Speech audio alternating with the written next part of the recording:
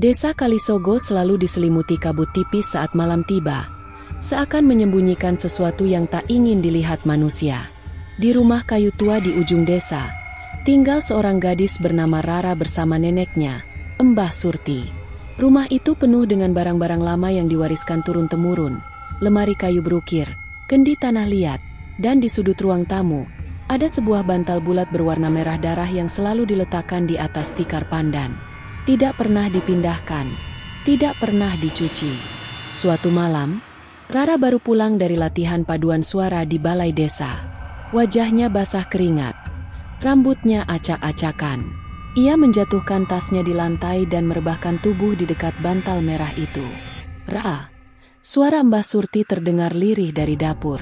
"Jangan pernah duduk di atas bantal itu. Jangan, sekalipun." "Kenapa?" Rara menoleh sambil tertawa kecil. "Itu bantal milik orang mati. Dia mati dalam keadaan tidak lengkap, dan yang hilang adalah kakinya." Rara mengerutkan dahi. "Hah? Apa hubungannya sama aku duduk di sini?" "Siapapun yang duduk di atasnya akan dipanggil. Dipanggil untuk melengkapi tubuhnya." Ucapan itu membuat udara di ruangan terasa berat. Tapi Rara, yang selalu menganggap cerita-cerita Mbah Surti hanya mitos kampung, malah mendekat ke bantal itu. "Ah, cuma cerita orang tua," gumamnya. Begitu ia duduk, hawa dingin merayap dari tulang ekornya ke seluruh tubuh. Bantal itu terasa basah, seperti direndam darah yang sudah dingin. Napasnya memburu, matanya mendadak gelap. Dalam kegelapan itu, terdengar suara berbisik, berat dan serak. "Terima kasih. Sudah duduk di tempatku. Sekarang kakimu, milikku." Rara tersentak. Ia berusaha berdiri, tapi kedua kakinya mati rasa. Dari sudut matanya, ia melihat bayangan tinggi menjulang, tanpa kaki, melayang mendekat. Tangannya panjang, kukunya runcing, wajahnya pucat membusuk dengan mata merah menyala. Mbah Surti muncul dari dapur. Wajahnya pucat pasi. "Aloh, Rara, lepas dari bantal itu." Tapi Rara sudah tak bisa bergerak.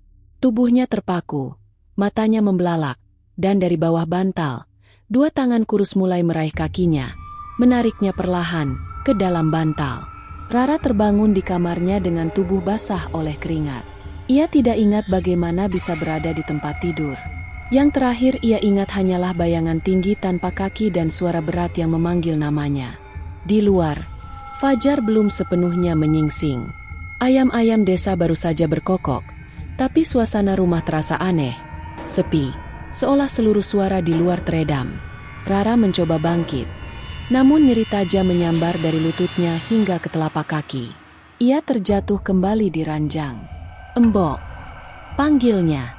Mbah Surti masuk dengan wajah muram. "Aku sudah bilang, jangan pernah duduk di bantal itu." "Apa yang terjadi sama aku, Embok?" "Kakiku rasanya berat sekali." Mbah Surti duduk di tepi ranjang, matanya menatap kosong ke arah lantai. "Itu bantal milik seseorang bernama Darmaji. Dia dulunya seorang dukun sakti di desa ini." Rara menelan ludah. Terus, "Darmaji mati bukan dengan cara biasa.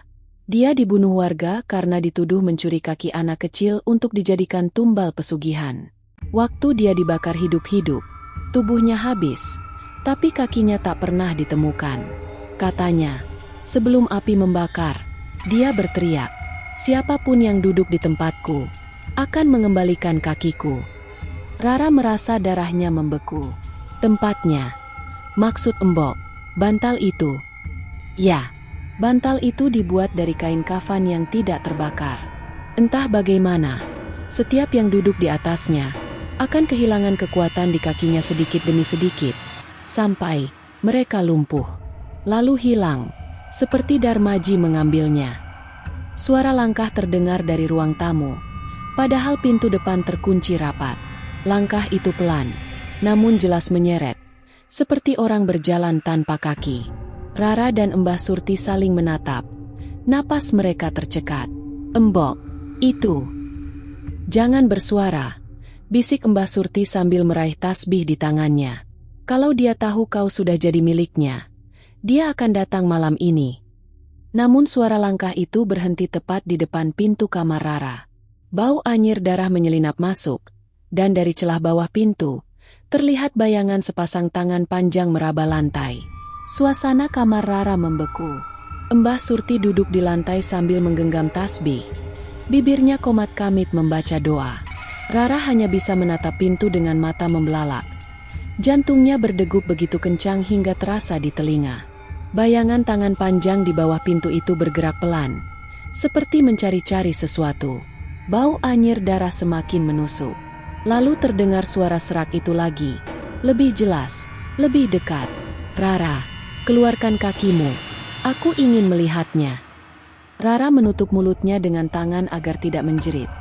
Tapi tubuhnya bergetar hebat.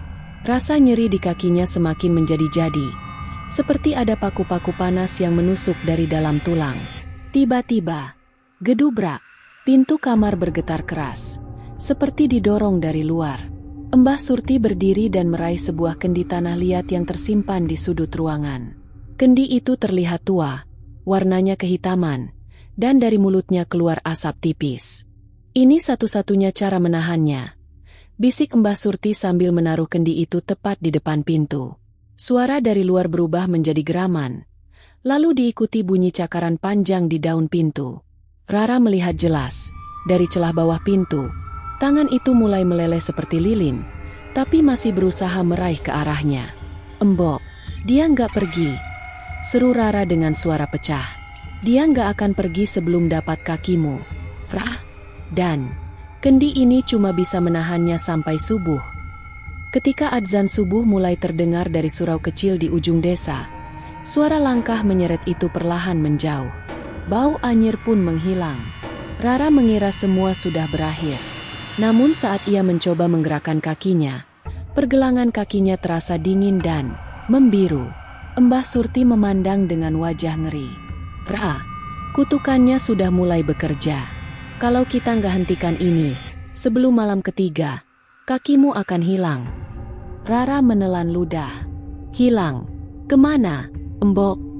"Ke tempat Darmaji, tempat orang hidup tidak bisa kembali." Siang itu, Mbah Surti menyiapkan segala keperluan untuk ritual pemutus kutukan. Ada 3 benda yang ia bawa: kendi tanah liat, segenggam tanah dari halaman rumah, dan sebuah cermin kecil berbingkai kuningan. "Ra, kita harus ke makam Darmaji malam ini sebelum ia datang lagi. Kalau terlambat, kau akan jadi miliknya untuk selamanya." Rara, meski kakinya nyaris lumpuh, memaksa ikut. Mereka berangkat setelah maghrib, menyusuri jalan setapak menuju kebun bambu di pinggir desa, tempat makam itu berada. Makam Darmaji berbeda dari makam lainnya. Batu nisannya hitam mengilap, dan di sekelilingnya tidak ada rumput tumbuh. Udara di sana begitu dingin, seolah sedang berdiri di bawah tanah yang membeku. Mbah Surti mulai menaburkan tanah rumah di atas nisan sambil membaca doa, lalu meletakkan kendi di ujung makam. "Darmaji, kembalikan apa yang bukan milikmu," ucapnya lirih. Namun tiba-tiba, tanah di atas makam itu bergerak, seperti sesuatu sedang berusaha keluar. Dari dalam tanah, muncullah sosok tinggi kurus tanpa kaki. Wajahnya membusuk, matanya merah membara. Suara tertawanya menggema di antara bambu. "Surti, sudah lama kau menungguku." Rara berteriak saat tangan panjang itu melayang ke arahnya. Ujung jarinya menyentuh betisnya, dan rasa dingin menusuk hingga ke tulang. Mbah Surti cepat-cepat mengangkat cermin kuningan ke arah Darmaji. Begitu bayangannya terlihat di cermin, sosok itu berteriak nyaring. Tubuhnya meleleh menjadi asap pekat yang tersedot masuk ke dalam kendi. Kendi itu bergetar hebat, lalu hening. Rara jatuh terduduk, napasnya memburu. Perlahan, rasa dingin di kakinya menghilang, meski bekas biru tetap tertinggal. Beberapa hari kemudian, Rara sudah bisa berjalan, meski agak pincang. Bantal merah itu sudah dibakar Mbah Surti di halaman, dan abunya dibuang ke sungai. Namun, malam itu, ketika Rara hendak tidur, ia mendengar sesuatu dari bawah ranjangnya. Suara menyeret, pelan tapi pasti. Bau anyir darah kembali memenuhi kamar.